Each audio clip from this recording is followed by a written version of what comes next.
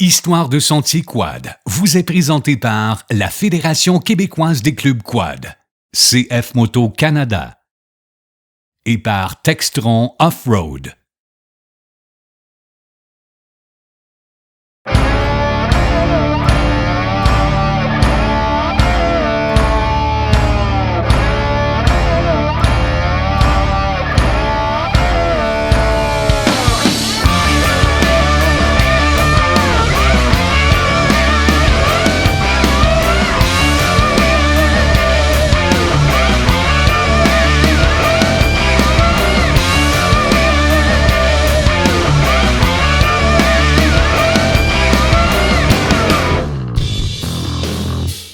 Salut tout le monde et bienvenue à Histoire de sentier. J'espère que vous profitez de la saison et que vous vous amusez en quad.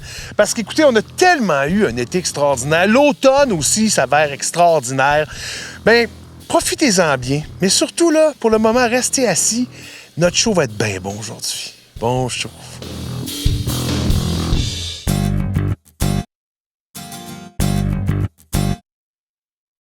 Moi, quand j'ai Danny Gagnon qui m'appelle, qui me dit « Écoute, Ken, si jamais ça te tente, on s'en va en Gaspésie et on s'en va rouler en arrière de Matane. Ça va être super beau, ça va être le fun. Il annonce beau. » Je dis pas non. Je suis pas capable de dire non. Mais là, on est rendu. J'ai Danny Gagnon, puis qu'est-ce qu'on s'en vient faire, Danny? On s'en vient, se promener en VTT, surtout voir les paysages, mais on s'en vient aussi vérifier des sentiers, voir les dommages qui ont été causés pour l'hiver, pour faire des améliorations techniques là, dans les sentiers, parce que la Fédération a certains sentiers dans des réserves fauniques. Puis ici en Gaspésie, on a un sentier qui relie les deux rives de la Gaspésie, la baie des Chaleurs et tout. Fait que on va aller voir ça. On va aller voir qu'est-ce que ça a l'air comme sentier, si c'est en état, puis s'il y a des travaux à faire, on va commander des travaux.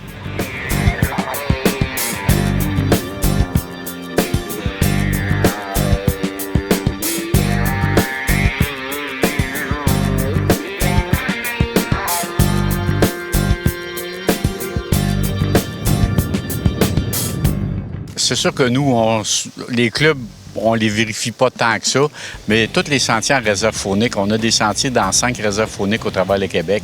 Annuellement, ces sentiers-là, ils sont vérifiés.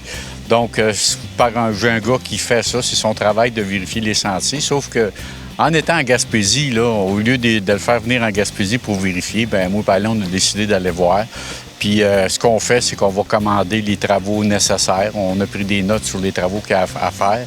Puis avec les clubs concernés, puis avec les intervenants du milieu, on va faire les aménagements corrects pour se réapproprier le terrain. Comme là, on a vu aujourd'hui que il y a beaucoup de branches qui ont poussé, donc débroussailler, élargir le sentier. Parce que si on les laisse aller, dans 2 ans, on l'a perdu le chantier. Ouais. Là, on va être d'une trail de tape sur la gueule, puis c'est pas le fun. C'est de moins en moins le fun. De moins en moins le fun. La clientèle, elle veut pas ça. Les gens qui font du quad, ils ont 45 ans et plus, la majorité dans nos sentiers, donc ils veulent pas se faire taper la gueule. Là, il y a des ZEC. Qu'est-ce que ça veut dire, ZEC? C'est des ZEC, c'est des zones d'environnement contrôlées. C'est des milieux publics, c'est des terres publiques qui sont administrées par un conseil d'administration dont il y a une gestion faunique de la faune. OK. Puis, techniquement, ils ont le droit de tarifier le passage des véhicules. Tout véhicule qui circule dans une ZEC, tu peux être tarifié pour passer dans une ZEC parce que eux, les ZEC, le gouvernement leur a transmis la responsabilité de l'entretien des chemins.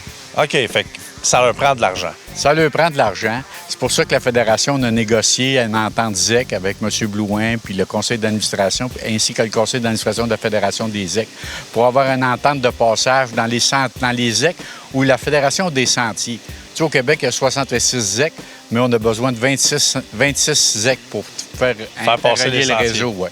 Là, j'ai remarqué que, on rentre, on remplit la feuille, mais vu qu'on est membre de la Fédération, il n'y a pas de frais, mais il faut quand même, c'est important, là, il faut quand même s'enregistrer.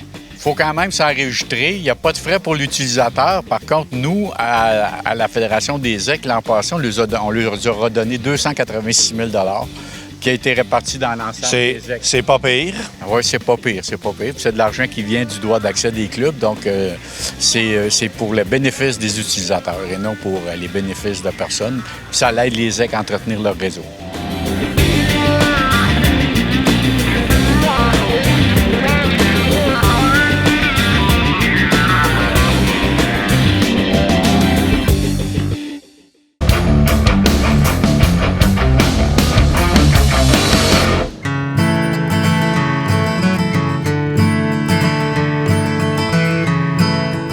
Là, après ça, au bout de la ZEC, on tombe dans une réserve faunique. Oui. Réserve faunique, les réserves, il y a réserve Papineau-Labelle, réserve Rouge-Matawan. Présentement, la Rouge-Matawan est fermée parce que le ministère des Ressources naturelles nous a fermé 2 ponts. Donc, on a des ponts de fermés là. Après ça, on a la réserve Port-Neuf, la réserve des Laurentides qu'on va faire l'inauguration, qu'on a fait l'inauguration cet été. Et la réserve Matane. Là, comme ici, on est dans le secteur de la réserve Matane, puis la réserve d'Unière à vérifier. Mais oui, les réserves fauniques ils ont des ententes avec la Fédération. Donc, c'est la Fédération qui s'occupe de l'entretien du réseau, qui s'occupe de réaménager les ponts, de créer le réseau. Parce que c'était difficile pour les clubs, parce que c'est des grandes zones, des territoires, des sentiers de 100-125 km où il n'y a pas de membres. Donc, pour rentabiliser pour les clubs, c'est pas rentable. Tandis que pour la Fédération, elle, dans un esprit de réseau, d'interconnexion, c'est intéressant pour nous. Puis ça, on est les bienvenus dans les réserves. On a le droit de se promener là, à part, il faut rester dans le sentier. Il faut rester dans le sentier dédié. Normalement, la loi sur les réserves ne permet pas la circulation des véhicules hors route dans les réserves, sauf où les endroits sont dédiés à l'activité. Donc, on reste dans le sentier. Ça va nous permettre de traverser, ça va nous permettre d'interconnecter des régions. Hein, comme ici, on part de Matane, on traverse toute la réserve Matane, puis on tombe à Cap-Chat, puis on peut sortir à Saint-Anne-des-Monts. OK. Puis là, qu'est-ce qui se passe dans une réserve? C'est là qu'il y a beaucoup de chasse, j'imagine. Les réserves sont plus pour les chasseurs ou c'est même pas comme ça? Bien, oui, il y a de la chasse dans les réserves, mais c'est surtout des zones de conservation, préservation des arbres. Ils vont garder des secteurs où il n'y aura jamais de coupe d'arbres, protection des lacs. Mais c'est aussi de la gestion faunique, c'est de la faune, eux autres, les orignales, les chasseurs, tout ça. Donc, puis l'automne, bien, ils vivent la chasse. Fait que nous, les sentiers en réserve, ils sont fermés du 1er septembre à la fin octobre pour permettre à ces organismes-là de survivre puis de vivre avec leur clientèle de chasseurs. Ça, c'est important parce que, bon, nous, on a l'année au complet ou l'été au complet pour pratiquer notre sport. Et là, pendant une certaine période, ça serait le fun que nos amis, les chasseurs, eux aussi peuvent pratiquer leur sport sans avoir des centaines de VTT qui se promènent. Bien oui, nos amis chasseurs, amis pêcheurs, bien, ça leur donne l'occasion de pratiquer leur sport. Donc, on les laisse faire pendant la période de chasse puis pour pratiquer leur activité. Fait que lorsqu'on prend la forêt durant les périodes de l'automne, on s'informe des zones de chasse, on s'informe si le sentier est ouvert, puis on peut y aller sans problème, mais on prend le temps de s'informer pour respecter les chasseurs. Puis si au pire aller, là, quand vous prévoyez votre randonnée, puis vous voyez que vous êtes pour passer là dans une place où il y a une réserve, où il y a des chasseurs, bien, allez ailleurs. Il y en a plein d'autres places où vous allez être capable d'aller vous promener. Puis, bien, ça sera peut-être pas le même sentier que d'habitude, mais ça va vous faire découvrir de quoi de nouveau. Puis au Québec, bien, il y a de la place en masse pour découvrir bien du nouveau. Ah oui, c'est sûr. Puis Chaudière-Appalaches, l'automne, c'est super. Bon. Bien, merci, Danny. C'était super plaisant encore une fois. Puis tu me rappelles, pour le soleil, la Gaspésie, anytime, on est partant.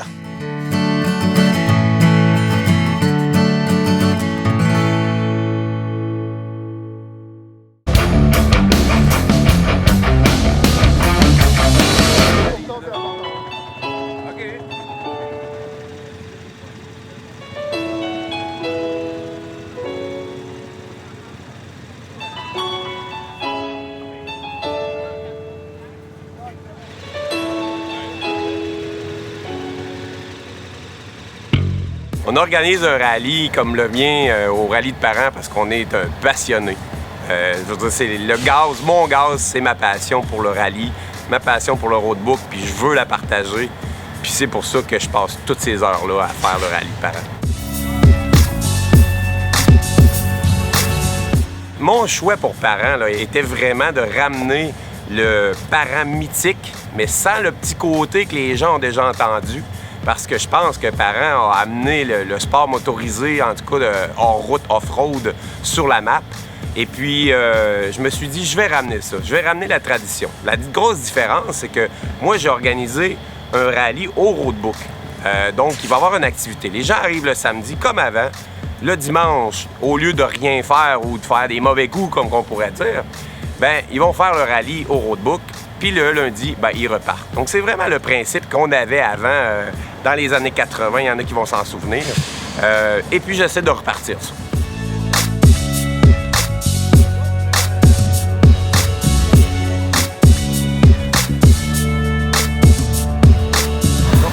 On y va au roadbook, puis ça va bien aller. Regarde, il pleut un peu, on va pas sortir les téléphones. Là. La technologie est rendue, c'est super, mais le bon vieux roadbook, on va tourner ça tranquille. C'est pas une course, c'est de la précision. J'aime que lui, là, il change son plat juste avant. Moi, tu me dirais ça, c'est sûr que je te cite encore ce soir, il n'est pas changé.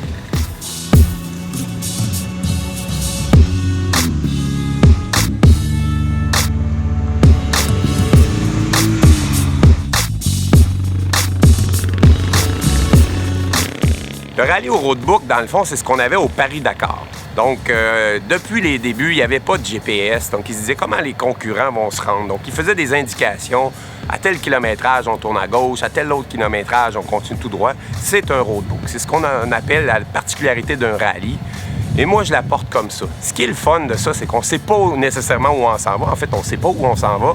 On suit les indications que je leur donne, puis ça les amène un peu partout. Ça c'est vraiment... Quand on essaye ça, on n'en vient qu'à en vouloir de plus en plus.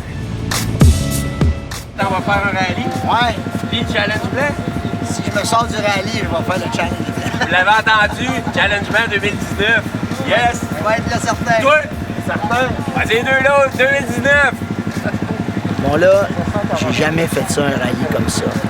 J'ai eu un Z50, j'ai eu un XR 80, j'ai eu un XL 80, des petites motos dans le temps, tu sais. J'ai conduit un peu, j'ai eu un KLR, tu sais, je me suis promené un peu sur mes routes. Mais là, aller me mettre dans le trouble, dans le bois, 350 km, une journée. J'ai hâte de me voir la face à la fin de la journée. Bonne journée pour vous.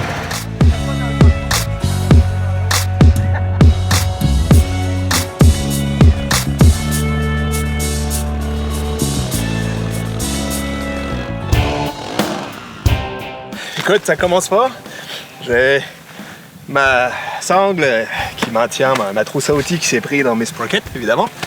Fait que sur le coup, j'ai cru avoir cassé mon choc, puis que le rallye était fini. Mais non, c'était juste bien des spaghettis là-dedans. Il y a deux gars à moto qui sont arrêtés pour m'aider au moins à débloquer la situation. On a coupé la sangle.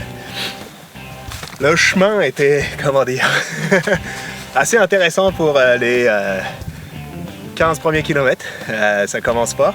Fait qu'on rattache ça solidement, puis on continue. Il y en a encore 335 à faire. Fait qu'à date, numéro 1, un peu sale puis transpirant, mais bravo Patrick, ça commence pas. Parle-moi un peu de ta moto, là. T'es quand même une bonne modification de tour en avant. T'as tout fait ça toi-même? Oui, absolument. Ouais, le fairing, c'est quelque chose que j'ai commandé sur Internet d'Europe. Un gars qui fait des fairings qui peuvent s'adapter sur différentes motos. Par contre, la nav tower, la tour de navigation, ainsi que le dérouleur de roadbook, c'est du fait maison. Mon beau-frère chaudronnier m'a aidé à faire les soudures sur la partie dérouleur de roadbook. Le reste, c'est ça. C'est quelques heures de travail, quelques pièces achetées sur Internet pour le moteur, tout ça, les commandes.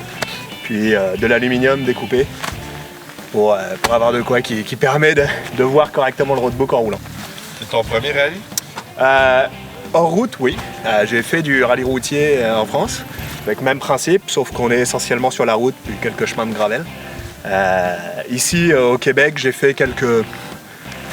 On peut appeler ça des rallyes, mais plus des balades hors route. Là, c'est... vu comment ça commence et vu l'expérience de Patrick Trahan, je pense que ça va être mon premier vrai rallye hors route.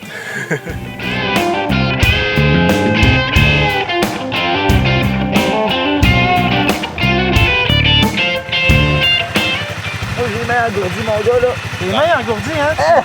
Tu slack les poignets, tu serres bon tes poignets. Ouais. Hey, c'est technique, m'a dit, il y a des bouts là, dans l'eau, là.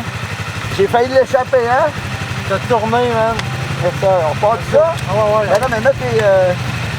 Laisse-moi aller. Parce qu'on a pas assez de pièces.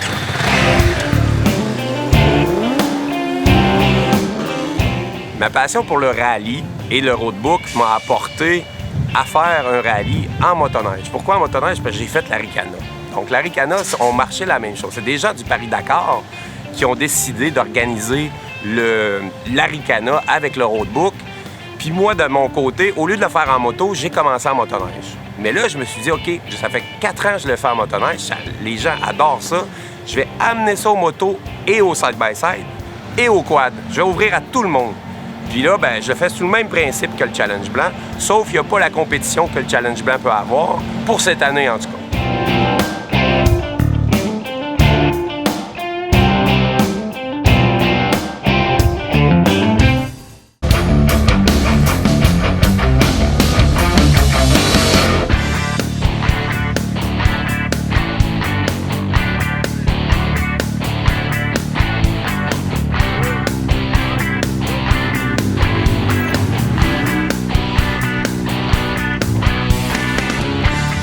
Pour organiser un rallye comme le rallye de parents, là, les gens ils m'ont tous dit la même chose. Tabarnouche que tu as travaillé. C'est vrai que c'est long parce qu'il faut dire que chaque case de changement de direction, il faut le noter. Fait qu'imaginez un parcours de 350 km, bien, il y avait à peu près 250 cases. Mais moi, il faut à chaque fois que je m'arrête, je note, je mets le kilométrage. Donc, pour faire 350 km, ça prend des jours et des jours à faire.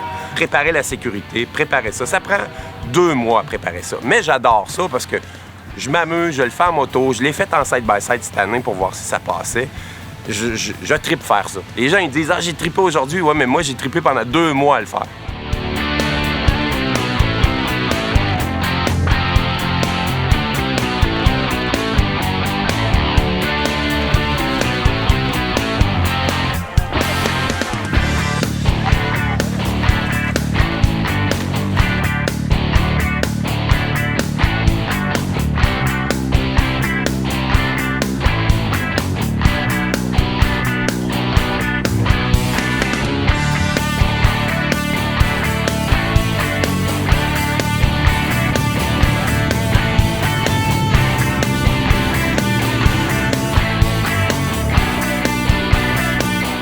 Ouais, c'est quelque chose.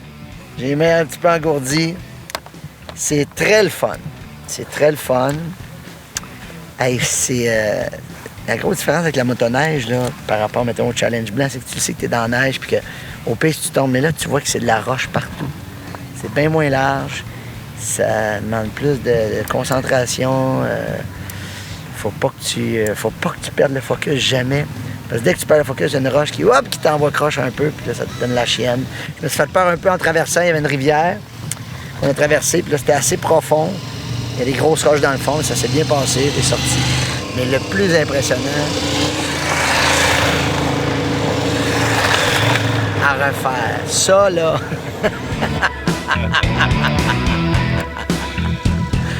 Parle-moi donc de ta moto. Hey, écoute, ça va super bien. Très content d'avoir une petite moto parce que si j'avais une grosse moto, les gars qui traversaient justement la rivière, là, tu voyais qu'ils étaient prêts à aider leur prochain, comme on dit. Puis moi, je suis limite. Hein. Regarde-moi la grandeur de jambes que j'ai là-dessus. Là. Moi, j'ai pas pris l'option avec les grandes jambes. J'ai pris les petites qui courent plus vite, mais ça, c'est plus difficile quand tu montes des côtes puis tu touches plus à terre. T'as l'air d'un enfant sur un tricycle. Mais ça va très bien. C'est vraiment une bonne moto pour ça. C'est idéal. Puis mon partenaire m'a montré à rouler debout. Puis ça, c'est bien le fun de rouler debout. Il m'a montré un peu la technique parce que tu te forces moins des bras. Puis on dirait que c'est plus stable. Tu joues vraiment avec ton poids, comme un motoneige. Mais c'est vraiment génial. Le rallye de parents, ça s'adresse vraiment à tout le monde. Au début, je l'ai fait en moto, puis je me suis dit, oui, c'est ma gang, c'est ma passion, mais j'adore les sports motorisés. Donc, j'ai ouvert ça à tout le monde, que ce soit en quad, en side-by-side, en moto. Il faut que ce soit des motos hors route, on s'entend. On a eu des gens avec toutes sortes de side-by-side, toutes sortes de motos. On a même eu un 3 roues. On a même eu des 4 roues qui étaient modifiées. Tant que c'est des véhicules hors route, ça passe, puis on accepte tout le monde. Patrick, je trouve qu'il fait des belles pistes. Il fait des beaux parcours. D'ailleurs, je veux le féliciter et le remercier encore une fois de me permettre de vivre ça parce que c'est une belle chance que j'ai. Lui, il prend le temps d'aller dans les sentiers puis là, d'évaluer. Ah, là, ça fait un bout de temps qu'on fait du grand chemin, par exemple. On va aller faire quelque chose d'un peu plus rough. Puis ça fait du bien parce que tu fais jamais la même chose. Puis quand on est dans un petit sentier un peu tough, là, tu as hâte d'en sortir à un moment donné. Puis quand tu en sors, ah, OK, tu fais du grand chemin, super. Fait que c'est bien équilibré, son affaire. Mais moi, ce que je préfère, c'est quand c'est un peu plus rough. Un peu plus rough puis qu'on va moins vite. Quand on va, je ne traite pas sa vitesse. J'aime mieux aller plus lentement, mais avec des petits obstacles. James, on commence à se voir pas mal dans les rallyes. Qu'est-ce que t'aimes de ça, les rallyes? Ah, c'est sûr que c'est de la vitesse un peu, puis c'est le roadbook, qu'est-ce qui est le fun. Puis ça a été mieux cette année que l'année passée. L'année passée, j'ai fini bredouille dans la mécanique. Puis cette année, j'ai parti le dernier, comme tu as vu un matin. Puis j'ai revenu le premier, c'est une bonne nouvelle. C'est sûr que on a eu du beau roulant un petit peu aussi. Fait que non, ça a bien été cette année. Puis avec un gars comme Patrick, décoller ça, c'est bien le fun. Ça va bien. Ouais.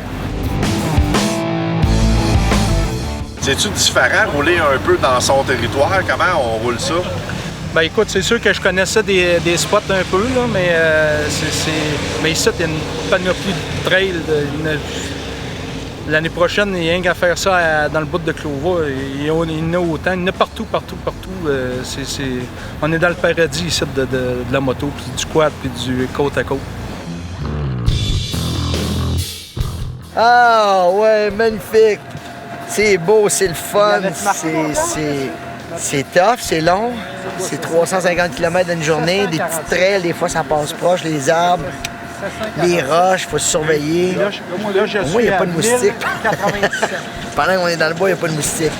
Ouh! Hey, je suis fatigué, là. C'est intense, c'est vraiment intense. J'ai traversé un plan d'eau, puis l'eau est allée jusqu'à quelques pouces en bas des poignées, puis je l'ai tenu dans le fond, je voulais pas rester pris dans l'eau. C'est à l'endroit où il m'a dit « passe pas », j'ai passé là. J'ai pas compris le signal. Puis merci à mon ami Mathieu qui m'a bien montré comment me mettre debout pour traverser le sable, puis les plans d'eau, puis tout ça. Fait que je pense que j'ai appris beaucoup aujourd'hui. On part demain pour un autre? Ouais, sans faute. Le but du rallye de parents, c'est vraiment de s'amuser, de venir pendant 3 jours en plein milieu du bois, de rencontrer plein de monde, de faire une aventure, dans le cas du 350, du 150 km. Le but, là, c'est vraiment de découvrir quelque chose de nouveau. Puis quand on revient l'année d'après, parce que tout le monde m'a dit qu'il voulait revenir, ben, c'est de se retrouver une fois par année pendant la fête du travail, puis de triper hors route.